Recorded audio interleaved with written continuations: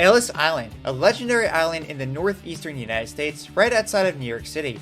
Often the first place immigrants would go upon moving to the United States, it became a symbol of hope, freedom, liberty, and the American dream. On neighboring Liberty Island, the new Americans can see the shining beacon of the Statue of Liberty. Hello everyone, welcome to Top 10 History, your hub for historical lists and amazing history facts. Today we're going to go over the top 10 little known facts about Ellis Island. Make sure to watch until number 1 because it's one of the most amazing facts about the island that will surely surprise you. Before we begin, if you're new to the channel, make sure you subscribe to the channel with notifications on because we release a new historical top 10 list every single day. Also make sure to smash that like button. Alright, let's just get right into the video. Number 10. It is located in both New Jersey and New York. Now, when one thinks of the Ellis Island, they may immediately picture the sparkling lights that make up the metropolis of New York City. However, there is debate on which state actually has ownership of the island, and the answer is both. The island itself is in New Jersey waters, but the land that makes up the island is divided between the two states. Since the Supreme Court ruling in 1998, the main building of Ellis Island, the Ellis Island National Museum of Immigration, is within the boundaries of New York State. The rest of the island is within the boundary of New Jersey. However, the island is considered federal property and is owned by the federal government. It just happens to be geographically within those two states as just described. As for neighboring Liberty Island, where the Statue of Liberty is located, the island is completely surrounded by New Jersey waters. However, the land of the island itself is in New York jurisdiction. Sorry New Jersey, New York gets to have all the cool monuments. Kind of. Number 9. It wasn't open to the public until the 1970s. Ellis Island used to serve as an entry point for foreigners to immigrate to the United States. However, when the island retired this role, there was debate on what to do with the island. In the 1950s, the federal government tried to sell the island to different developers, but none of those plans went through. Such proposed developers included a resort marina, a location for architectural experiments, and even a drug rehabilitation facility. For 20 years, the island sat around without much purpose behind it. However, the island was ultimately turned into a historical museum and tourist destination and was officially opened to the public in 1976. Although the island was open, the museum was not complete until September of 1990 due to its lack of fundraising. However, the museum did eventually finish renovations and it is open to the public to this day. Today, the island is a popular tourist destination and it received around 3 million visitors each year. Number 8. It was known for deportations more than immigrations. Ellis Island, the shining beacon of hope for immigrants. But imagine your surprise when I tell you that this metaphor for foreign immigration might not be as true as you've been led to believe. While it did start out as a gateway for immigration, the country began to get a bit overwhelmed with the amount of immigrants that were flooding the country. In the 1920s, the open-door approach to letting immigrants move to the country ended, and several laws were put into place that limited the number of immigrants that could arrive to the United States each year. The US also started to get more picky-choosy about who they let into the country. If they determined that a certain immigrant or family of immigrants were less desirable, they could detain or deport immigrants right on the spot. Also during the Cold War, the island was used to detain anyone who was suspected to be a communist or a Soviet spy. The new laws and policy made this island notorious to the American people. Rather than the shining beacon of hope that it used to be, in the 1950s, however, the island was completely shut down following these controversies. Number 7. It was a prison camp during World War I and World War II. Now, to second the image of New York City's shining beacon of hope even further, would it shock you to learn that the island that symbolizes liberty and freedom was actually a detention facility during both World Wars? That's right. After the US declared war on Germany and entered the First World War in 1917, ethnic German people began to be persecuted and mistrusted in the States. Anyone who was suspected of being pro-German was rounded up and detained on the island.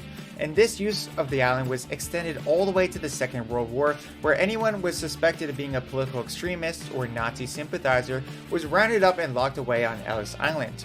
It became the nation's main detention center for political prisoners as well as suspected sympathizers of the enemy. The island would eventually hold about 1,500 prisoners, which is very ironic being that supposedly this island was supposed to be a symbol of freedom. Number 6. Mayor LaGuardia worked on the island. Fiorello LaGuardia became a very famous mayor of New York City. His most notable achievement is that he became the first mayor in the Big Apple to be elected for 3 consecutive terms.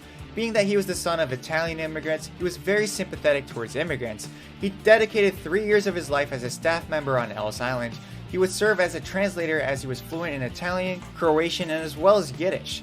He had a passion for helping immigrants, and when any potential immigrants were facing deportation, he would volunteer to represent them in court as their defense attorney.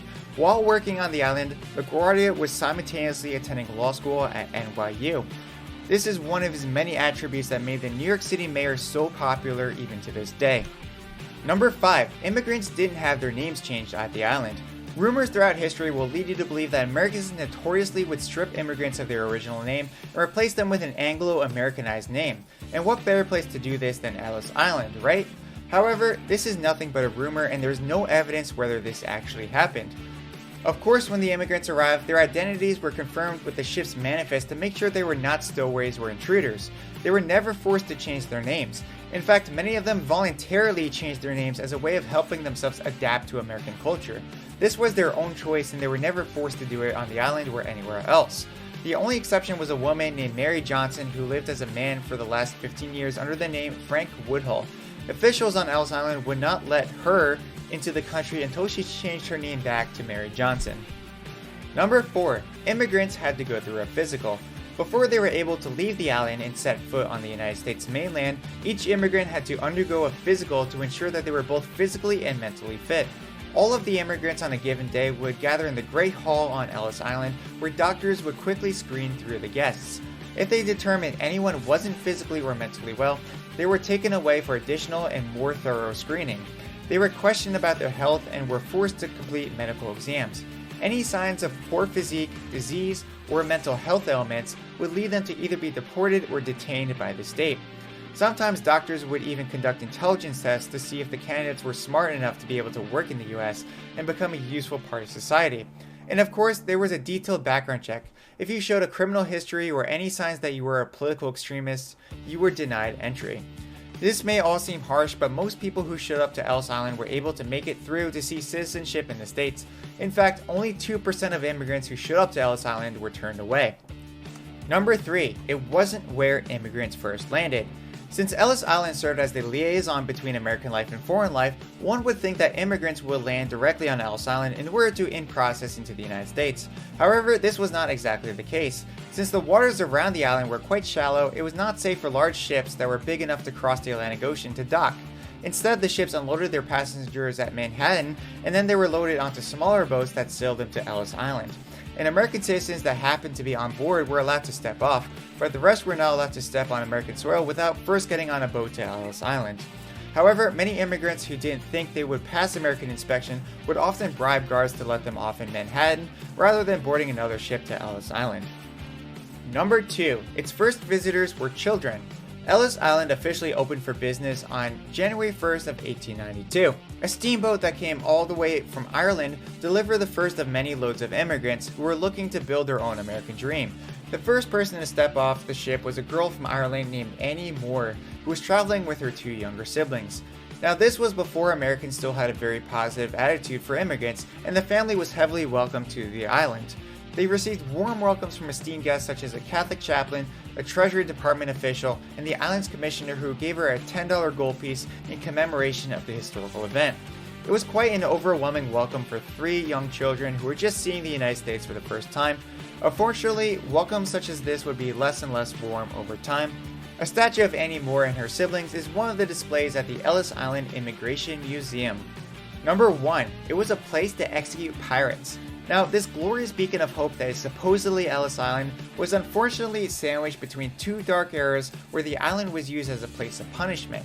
In the early 1800s, the island was used as a location to hang criminals, pirates, and disloyal sailors. It even developed the nickname Gibbet Island, since the island would display the bodies of executed criminals on wooden posts called gibbets, as a message saying something along the lines of, "Don't be a pirate or this will happen to you." In 1839, the island ceased to be used as an execution station. The island was briefly used by the US Navy before it officially became the immigration station that we remember it to be today. Did these facts shock you? Make sure that you subscribe and turn on notifications so you never miss out on more amazing historical facts and much more. If you like this video, check out this next video on the top 10 facts about Constantine the Great. Alright, have a great rest of your day and I will see you in the next video.